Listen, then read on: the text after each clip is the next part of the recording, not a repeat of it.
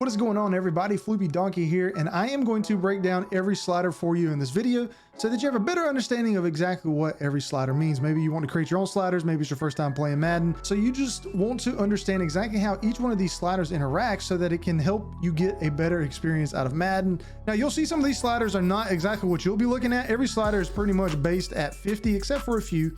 But you will see that some of these have been modified. If you want to use these, this is great. This is not a final product of my sliders, but they are currently better than what you get if you just opened up the box or inserted the game, download the game, whatever, and played Madden for the first time. So first up, we need to talk about player skill versus CPU skill. Some people get this confused because they don't know if you only control one player, then that means the other 10 players, either on offense or defense, are controlled by the computer. Well, does that mean your player skill controls those AI control players on your team, or is it CPU skilled? And just to lay that to bed, your team will be affected by your player skill sliders here. So even if you're not controlling that player skill, these sliders here will affect that AI. The opponent, if you're doing a franchise or simulated game, will get affected by CPU skill. So just understand that there is a difference there. Don't get it confused. Everybody on your team will get affected by player skill. Everybody controlled by the computer will get affected by CPU skill. So first up is quarterback accuracy. Increasing this will increase the accuracy of quarterbacks at medium, short range, and long range throws. Decreasing it will decrease their accuracy. Unfortunately, one of the things that you got to be aware of whenever you're increasing or decreasing this, especially for the quarterback, is that if you increase it too much, they'll become that robot quarterback and they'll make every single throw.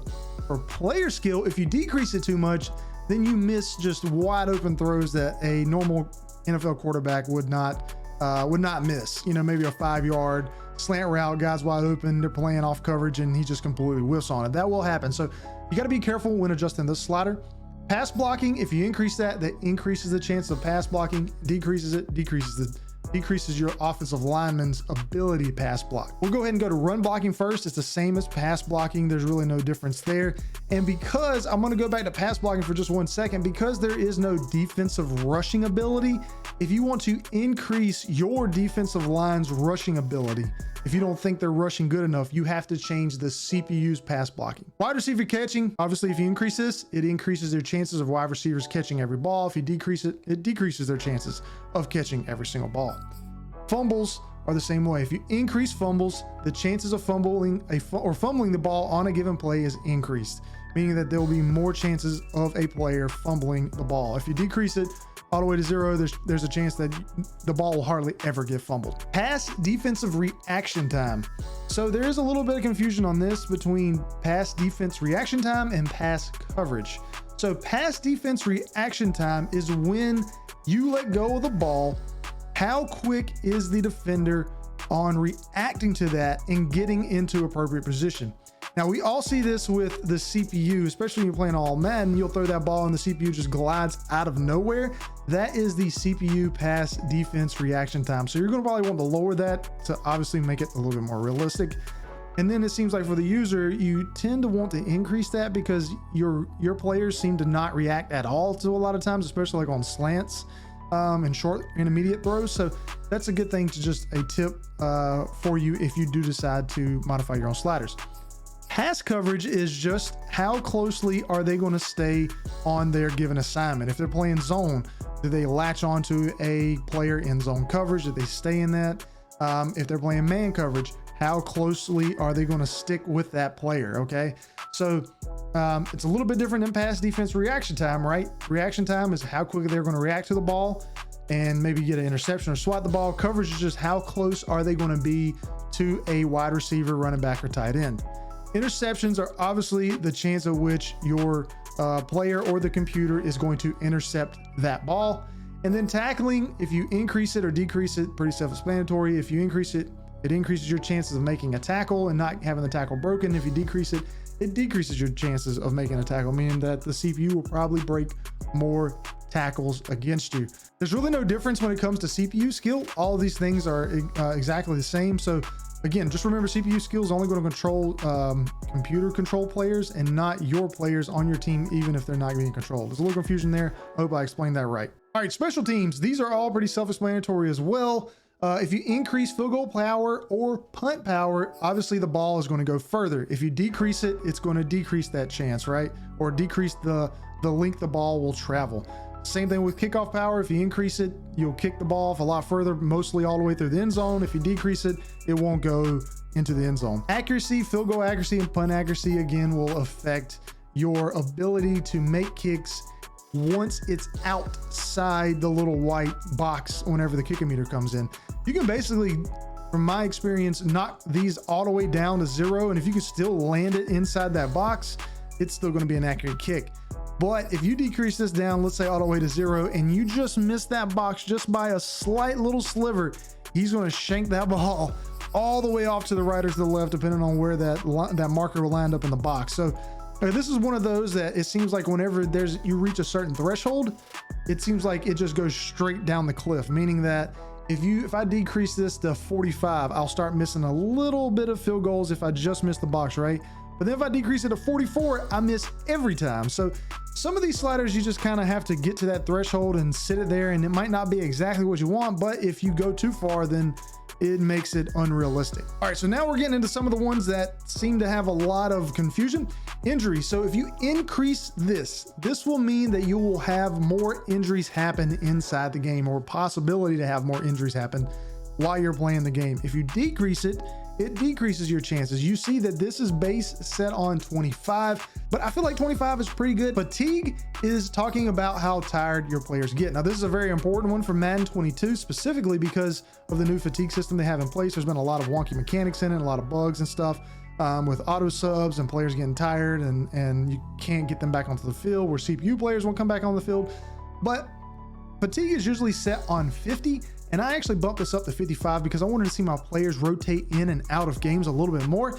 And the only thing that you need to be worried about whenever you're messing with the fatigue setting is make sure that your auto sub sliders are in good order, because you don't want to tire out your players too much to the point where they won't come back in the game. Now, if you need good auto sub sliders, I'll leave a link in the description down below for you so that you can click on that and watch, because I think those work very well. Now, minimum player speed threshold is, I think, one of the most important sliders in Madden.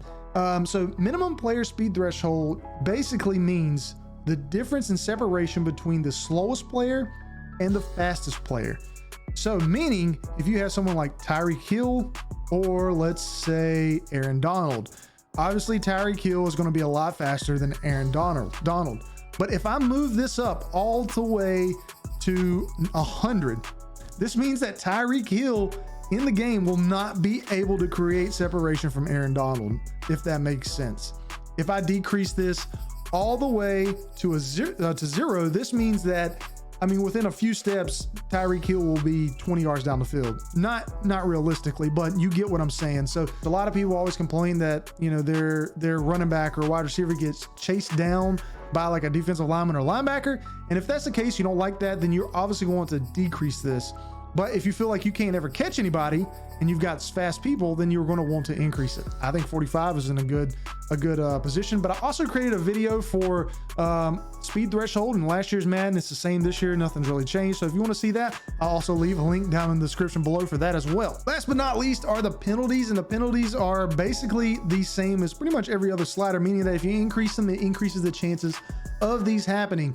And again, with the penalties, they're a lot like the kicking, the special team sliders, meaning that if you get too high or too low, there is a threshold that will cause them to happen all the time. I think 51 is where I want it to be, but if I move it up past 52, it seems like illegal blocking the back happens every single play.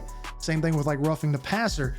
If I increase this past 50, a player can come by and just nudge the quarterback, and the ball's going to get, or the flag's going to get called. So unfortunately, that's not realistic with Madden, and they don't really have any type of like smart AI system in place that can actually tell the difference between a player just bumping into the quarterback and them actually roughing them. So because of that, you can't really modify these sliders too much. One of the sliders that I have a big problem with currently right now is defensive pass interference. You know, it's probably one of the most called penalties in the NFL, but I've got this thing up to 80 and I hardly can get a defensive pass interference call at all. Madden has came out and said in forums that they, didn't want a lot of penalties in the game because they thought it kind of would, hurt the gameplay and slow down it and give a bad user experience.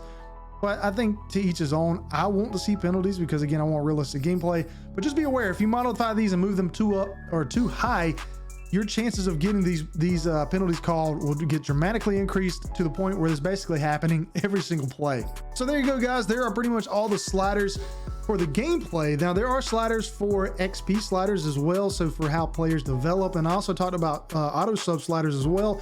I'll leave a link to all of those in the description below. I've already made videos for them, so you can check those out, and I kind of explain them. But I hope this helped out some, just because again, Madden does not have a description on their sliders anymore, and I figured this would be a good help to maybe a few people out there. If you enjoyed the video, make sure to hit that like button for me, and if you learned something and you want to continue to learn more about Madden sliders and specifically, make sure to hit that sub button down below, and I'll catch everybody later.